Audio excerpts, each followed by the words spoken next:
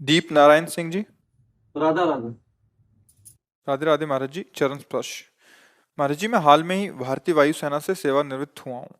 मेरे वृद्ध माता पिताजी गांव में रहते हैं और मैं अभी बेंगलोर में रहता हूँ। मेरे माता पिताजी चाहते हैं कि मैं अब गांव में ही उनके पास रहूं, उनकी सेवा करूं। गुरुजी, मेरी भी यही इच्छा है, परंतु अपने बच्चों की शिक्षा के बारे में सोचता हूँ तो धर्म संकट में पड़ जाता हूँ। मेरे माता पिता या किसी तो भी आप हालत में। उनको बंगलौर बुलाइए। तो आप फिर आपका अब विशेष कर्तव्य है माता पिता को सेवा देना और उनको दुलार देना, पैसा देना नहीं। जैसे बच्चे हैं ना, अनाथालय में पैसा जमा कर दो माता पिता का। अगर तुम्हें अनाथालय में वो पालते तो तुम्हें कैसा लगता? उन्होंने अपनी गोद में शौच तुम्हारी करवाई, लघुशंका करवाई, इतना बड़ा किया है। अब अवस्था आ गई उनकी हो कि आगे चलकर उनको शौच करवाना पड़ेगा आपको। तो आपका प्यार और दुलार उनको सुख देगा, ना कि व्यवस्थाएं कि भाई हम माता पिता को 10,000 अपनी पेमेंट से भेजते रहेंगे। ऐसा नहीं। जरूरत है तुम्हारी, उनको पैसा उतना न मिले, कोई उनको परेशानी नहीं। जरूरत है सानिध्य की, जरूरत है प्यार दुलार की।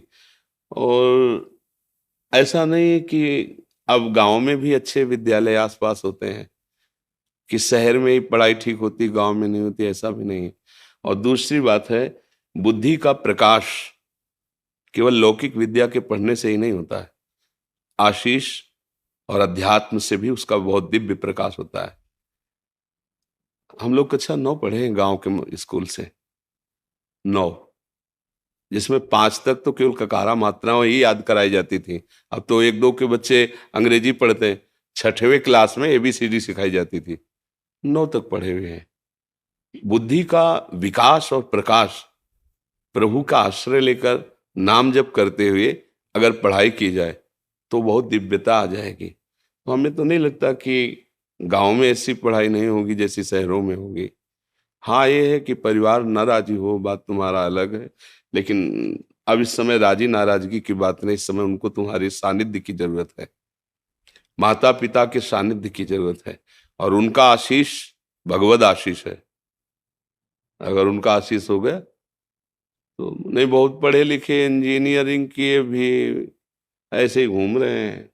ऐसा थोड़ी कोई बहुत रुपया कमा रहे हैं या बहुत, ऐसे नहीं, पढ़े लिखे भी और आशीष है ना, तो वो सर्व सुख प्रदान कर देता है।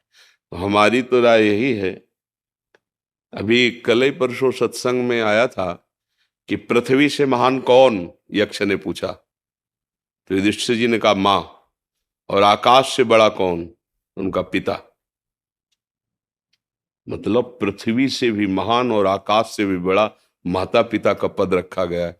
अगर उनको हम अवसर में, जब तक वो अपना कर्तव्य, तो देखो आप खुद कह रहे हैं कि आप एक अच्छे सरकारी सेवक रहे और रिटायर हो गए, उनके कर्तव्य में कोई कमी नहीं रही।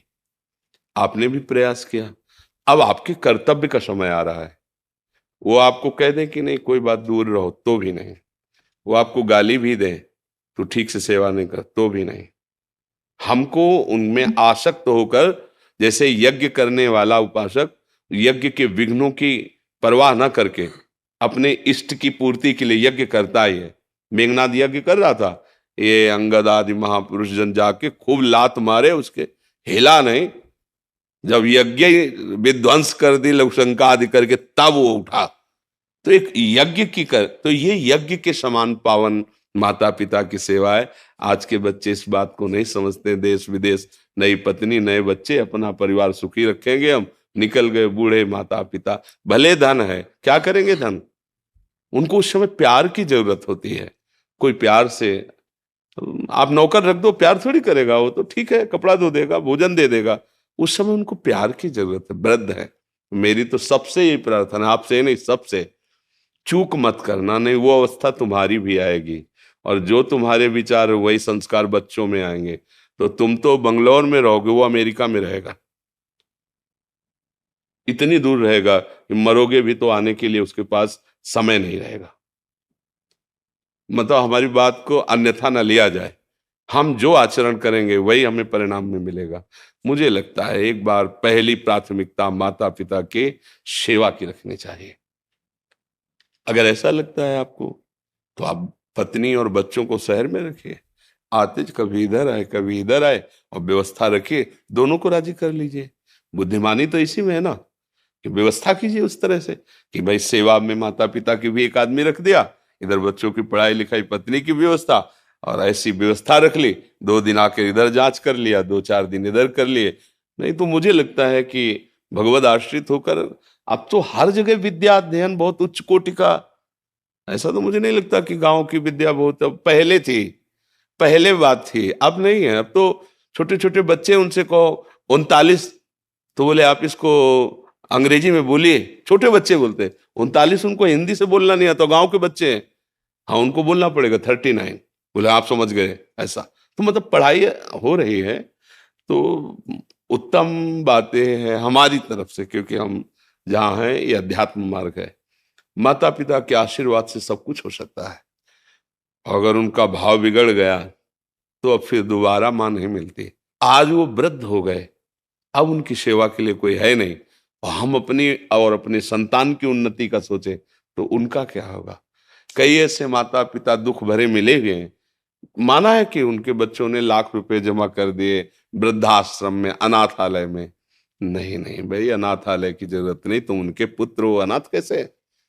उनकी चाहे उनको समीप बुला के या उनके समीप जाके या दोनों की दोनों जगह व्यवस्था करके, पढ़े लिखे हो जैसे बने उनको राजी कर लो। और जब तक उनका शरीर पूरा ना हो जाए तब तक ये बहुत बड़ी यज्ञ है, बहुत बड़ी तपस्या है, ये मानकर। वो तुम्हें गाली दे सकते हैं, वो 4 लोगों के सामने तुम्हारी निंदा कर सकते हैं, रात दिन सेवा करोगे फिर भी वो निंदा करेंगे, तुम्हें नहीं सुनना, तुम्हें वही सेवा करनी जैसे कर रहे हो। तो उसका फल क्या होगा, प्रकाशित हो जाओगे, इस लोक में भी सुखी रहोगे, परलोक में भी सुखी रहोगे। बस बात समझ लो। हाँ, अगर समझ आ जाएगी तो, नहीं तो फिर ये तो बाबा जी हैं, हम तो सलाह दे देते हैं, मान लो तो मान लो, ना मान लो तो फिर अपने ऊपर थोड़ा सोचो, कल वही दशा आएगी। और तुम जिनको लाडले की, जिसकी उन्नति की चाह करते हो, ऐसी उन्नति के सोपान पर चढ़ जाएंगे तो विदेश में रहेंगे।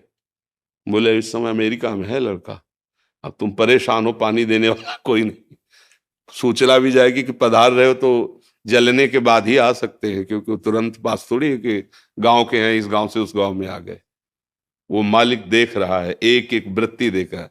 धन और लौकिक उन्नति तभी सुख देती है जब उसके साथ आशीष हो, बड़े बुजुर्गों का आशीर्वाद हो। तो कम पैसा भी होगा ना तो तुम चौड़ी छाती आनंदित करके घूमोगे, और उनकी डाह, उनकी जलन, वो फिर दुख। आज हमारा समाज इस बात को नहीं समझ पा रहा है, बूढ़े माता पिता का सम्मान करना भूल गए। एक परिचय के थे तो ऑफिसर थे, तो उनके पिताजी गांव के थे, अंगोछा डाले और ऐसे कांच लगाए, अब गए वहां। पहले तो घुसने ही नहीं दिया, तो उनका ले जो तुम्हारे सर हैं उनके हम बाप हैं। तो हाँ, रास्ता जब गए तो वो कुर्सी से नहीं उठे। तो उन्होंने देखा उनका, अब पिता तो पिता ही ला देखा, तो उनका हम तो मिलने आए थे आपसे, बात की, वो वापस हो गए। और जब वापस हो रहे थे धीरे धीरे कदम से, तो उनके बगल वाले ऑफिसर, ये कौन था, आपसे कोई प्रणाम नहीं किया, मतलब आपको सल्यूट नहीं किया आप ऐसे। बोले हमारे घर का एक नौकर था, वो मिलने आया था। उनके कान में आवाज पड़ी, बस आंसू गिराते हुए गए। और जब मिले हमसे तब बताया कि कह रहा था अपने ऑफिसरों के सामने कि हमारे घर का नौकर है। बोले पढ़ाया लिखाया, मेहनत करके उसको उस पद में पहुंचाया, और वो हम ही को कह रहा था कि ये नौकर है, उठ के पैर भी नहीं छुआ था। तो कल्याण की तो बात जाने दो, कभी शांति और चैन से सो नहीं पाएगा, क्योंकि औरों का साप चाहे विलंब से लगे, जिसने पाला है वो माता पिता, नौकर अरे उठ के छूते तो उनका हृदय भारी हो जाता है कि पढ़ाया लिखा है ना, देखो मेरा लड़का सभा में अफसरों के सामने पैर छू रहा। ये तो एक काशी भेजा बेटे को पढ़ाने के लिए, थोड़ा मेहनत करके, किसानी से, ब्राह्मण परिवार का था, विद्वान बने हमारा पुत्र, अच्छा। और 10 वर्ष यहां से पैसे भेजते, 10 वर्ष बाद आए तो पिता तो किसान आदमी, अब उनको पंडितों के बीच में पिता ने जो बहुत सूक्ष्मता से देखा, जैसे जैसे देखो प्रणाम की एक मुद्रा, पेट में हाथ लगाया ना, ऐसे देखा प्रणाम कर, पेट ने चरण में हाथ लगाया जाते, ले देखा है ऐसे तो ऐसे ही वो समझ गया। तो उनका बेटा पढ़े? बोले हाँ पढ़े। बोले लेकिन पढ़ाई का जो फल है वो तो दिखाई नहीं दे रहा मुझे। विद्या विनयम ददाति, विद्वान पुरुष विनम्र होता है, विद्या नम्रता प्रदान करती है। तुम्हारे अंदर अभी वो विद्या नहीं है जिसको पढ़ाने के लिए भेजा था, वो विद्या तुम्हारे अंदर नहीं। तो उनका आप जांच लीजिए, आप हमसे जो प्रश्न चाहे वो प्रश्न कर सकते हैं, जैसा चाहे आप। हम बोले अपने गुरुजी से पूछना जाकर के, एक बार काशी जाओ, पैसा हम फिर देते हैं, कि पिताजी ने कहा है कि तुम्हें वो विद्या प्राप्त नहीं जिस विद्या के लिए हमने काशी भेजा था। आज हम लोग बहुत पढ़े लिखे ग्रेजुएट हो रहे हैं, लेकिन वो विद्या धूर्तता ला रही है। नहीं दे, कठोर शब्दों से माता पिता को उत्तर दे देना, तुम क्या जानो पुराने जमाने के, हमारी आधुनिकता की नई समाज ऐसा। जो प्रातः काल उठ के रघुनाथा, मात पिता गुरु नावई माता, जो स्वयं भगवान है वो अपने माता। और आज हम ग्रेजुएट हो रहे हैं, उनके चरण छूने में सब चाहते हैं, अगर वो बीमार हो जाएंगे तो उनकी सोच फेंकने में सब चाहेंगे। और उन्होंने वर्षों हमें गोद में लगाया है लघु शंका की।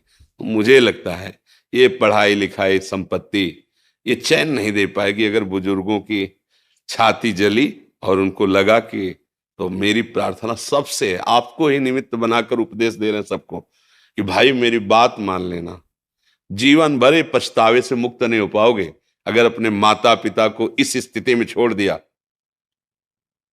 तो इसका तुम कुछ भी बन जाओ, जलोगे, रात दिन जलोगे, देख लेना, हमारे वचन याद कर लेना। और अगर वो ऐसे करके ऐसे कर देला तो नमक रोटी भी खाओगे, मस्त घूमोगे, कोई बाल बांका नहीं। माता पिता भगवान का स्वरूप होते, वो दुलार कर दे, आशीर्वाद दे देना कि हमारा बच्चा बहुत हमारी सेवा हो गया, वो भगवान बैठा अंदर देख रहा है। भगवान की प्राप्ति भी इसी से हो जाएगी, भगवान की भी प्राप्ति हो जाएगी। विट्ठल भगवान इस बात का प्रमाण है। पुंडरीक जी अपने माता पिता की सेवा करते थे, भगवान का स्वयं आकर भगवान कहा कि हमारा साक्षात्कार कर लो, मैं भगवान हूं। आज भी बैठे हैं जो विट्ठल भगवान है ऐसा।